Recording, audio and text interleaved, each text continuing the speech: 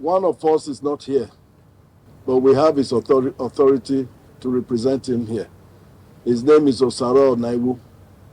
So out of the 10 aspirants in this state, 9 of us are on this side. We want to be placed on record to say that this is perhaps one of the worst attempts that PDP has made to organize primaries in this country. But what we found is that contrary to the list that the party sent to INEC, other lists were now flying around with prominent government officials from Edo State government to perform very sensitive assignments in relation to this process. What is even worse is that the committee had not arrived in Benin.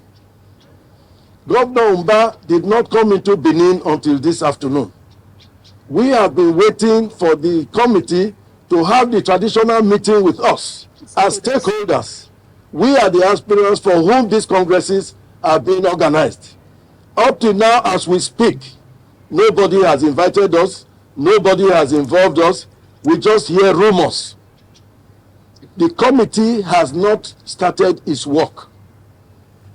And because we are worried, we have received several phone calls of certain clandestine activities going on across the state.